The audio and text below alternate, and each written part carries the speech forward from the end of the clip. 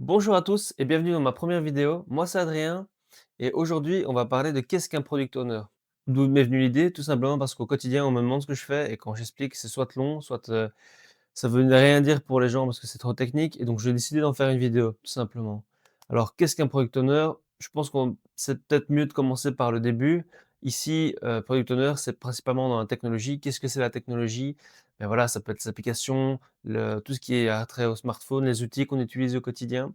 Ça, c'est un peu la technologie et avec cette technologie, plein de nouveaux métiers ont émergé. On entend product spécialiste, on entend product owner, on entend product manager, UX designer. Cette vidéo, elle est faite pour clarifier les choses. Qu'est-ce qu'un product owner? Quel est son rôle? Comment fonctionne le monde du produit dans l'IT? Est-ce que c'est le même pour tous les domaines dans l'IT? Et ça, c'est le but de cette vidéo. Alors partons d'abord de l'évolution du monde de l'IT. Au début, le monde de l'IT, c'était plutôt basé sur des projets techniques. On parlait de développement. Moi, j'étais dans le monde SAP, donc on parlait de développement SAP, on parlait de livraison, on parlait de module SAP, on parlait de serveur, voilà, tous ces termes un peu techniques. Avec le temps, on a compris quelque chose d'essentiel. En fait, un projet IT, c'est pas juste un projet technique, c'est venir apporter de la valeur au business. C'est répondre à un besoin du business. Et avant tout, ce n'est pas que du code. Et c'est petit à petit qu'en fait la culture du produit est née. On ne livre plus un produit, maintenant on le fait évoluer en fait. On arrive avec ce qu'on appelle un minimum viable product par exemple, et en fait on va le faire évoluer au fur et à mesure, on va s'améliorer, on va améliorer le produit, on va répondre à plus de besoins, on va on va faire évoluer ce produit petit à petit. Et c'est dans ce changement de mentalité qu'en fait sont apparus plein de nouveaux rôles, product manager, product owner. Le product owner fait partie de ces nouveaux métiers. Et le product owner, qu'est-ce que c'est? En fait, un product owner, c'est un peu un chef d'orchestre. Il va un peu rallier les 3 mondes. Il va avoir la vision du produit, il va aussi avoir les besoins du business, il va traduire en fait les besoins du business en langage outil, si je peux dire, et il va faire partie également de l'équipe technique parce qu'à côté du produit, il y a les gens qui s'occupent des serveurs, les gens qui s'occupent de la cybersécurité, les gens qui s'occupent des master data.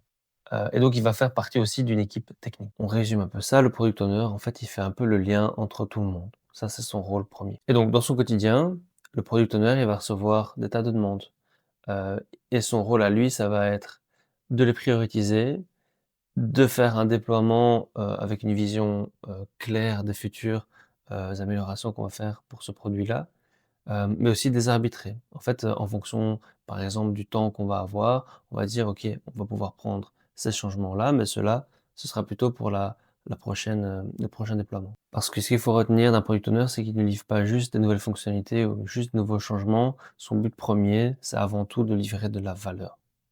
Apporter de la valeur au business, au métier, ça, c'est son rôle principal. Alors le rôle d'un product owner au quotidien et c'est ça qui m'a vraiment plu dans ce métier, c'est qu'en fait, il touche un peu à tout, il va parler avec beaucoup de gens, on va avoir beaucoup de contacts, on appelle ça, cross tower, donc vraiment entre différents domaines au sein de l'entreprise. On va vraiment contacter, on va avoir des en fonction du produit qu'on a, on va avoir des contacts avec l'équipe sécurité, l'équipe, serveur, l'équipe finance, l'équipe architecture par exemple, l'équipe intégration. Voilà, tout ça, c'est des gens avec qui on va traiter en fonction du produit et en fonction du changement ou de l'implémentation qu'on va faire avec ce produit. Donc premièrement, comme c'est un rôle transversal, c'est vraiment un rôle intéressant. Et les journées ne se ressemblent pas. Ça, c'est un 1er point qui est vraiment chouette. Deuxièmement, c'est un rôle humain. En fait, on va essayer de comprendre les besoins, mais en même temps, on va s'apercevoir qu'on va pas pouvoir répondre à tout. Donc on a un peu un rôle, de gestion du changement. Donc on va leur on va essayer de vendre au business, au métier, des fonctionnalités qui vont pouvoir leur servir, leur apporter de la valeur, évidemment tout en tenant compte des limitations de l'outil, par exemple. Donc il y aura aussi cette approche un peu humain qui est vraiment très appréciable dans ce métier. Il va y avoir un peu, comme je vous l'ai dit, un rôle de chef d'orchestre. Comme on est avec beaucoup de parties prenantes, on va un peu avoir aussi, ou même beaucoup même, ce rôle de project manager. Donc on va vraiment avoir, OK, pour un projet, en fonction des parties prenantes, on va dire qui est responsable de quoi. On va peut-être mettre en place aussi, aider à mettre en place les rôles de gouvernance. On va faire aussi tout ce qui est la gestion, une fois que l'outil, par exemple, est déployé, on va s'assurer que tous les erreurs qui pourraient apparaître dans l'outil soient correctement taclés par les gens, qui sont responsables, soit par nous-mêmes, soit par les gens pour les gens qui travaillent avec nous.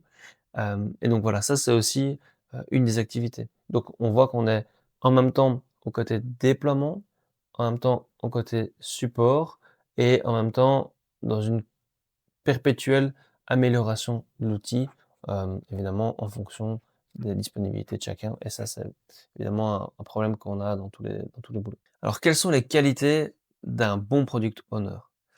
Premièrement, il doit savoir vulgariser le langage technique en langage business, très important. Les langages qu'on va utiliser au niveau IT ne seront pas du tout les mêmes de ceux qu'on va utiliser en langage business. Donc c'est vraiment important de parfois reformuler 3 fois les choses sous différentes formes pour s'assurer que le business ait vraiment compris ce sur quoi on veut les amener. Ça, c'est la premièrement. Deuxièmement, le product owner, il doit être curieux.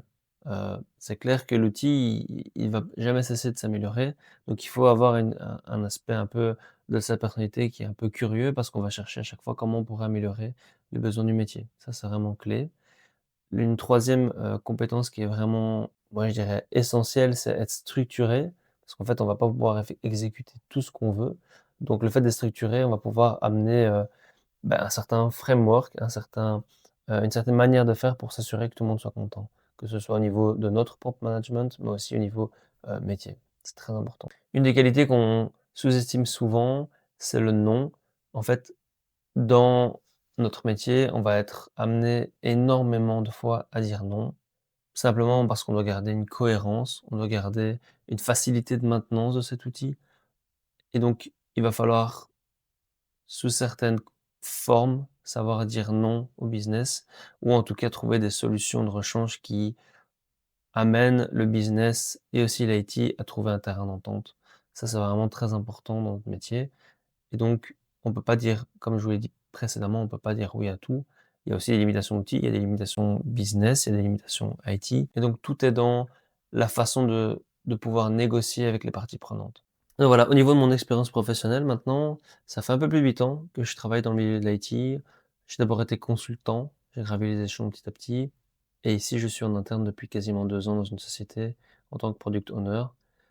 La vision de product owner a vraiment permis d'élargir mon scope que je n'avais pas en tant que consultant. Ce que j'ai appris, c'est que le rôle de product owner, il est à la fois stratégique, mais aussi opérationnel. Ça, c'est super intéressant, au niveau professionnel. Je suis vraiment quelqu'un de très fort à l'écoute et donc je m'y retrouve vraiment dans ce métier où il y a une énorme, part de compréhension de l'outil, compréhension de la demande du business et en fait, ce qui est génial, c'est que tout ce qu'on fait, on va le voir sur le terrain après et donc on a vraiment un impact qui est tangible. Étant dans la société, étant maître du produit, on est vraiment en première loge, que ce soit au niveau de l'amélioration, au niveau de l'écoute, mais aussi pour en tirer les bénéfices après de tout le travail qui a été accompli. Donc ça, c'est vraiment par exemple, un super aspect du métier. Alors j'ai créé cette chaîne YouTube, Inside IT, pour un peu donner de l'input sur tout ce qui est l'aspect professionnel, que personnellement, moi, j'ai pas retrouvé sur YouTube, mais aussi, donner des tips, donner par exemple, je vais faire une vidéo sur, comment présenter, de manière facile avec, l'IA et donc ce sera l'objet un peu de cette chaîne YouTube.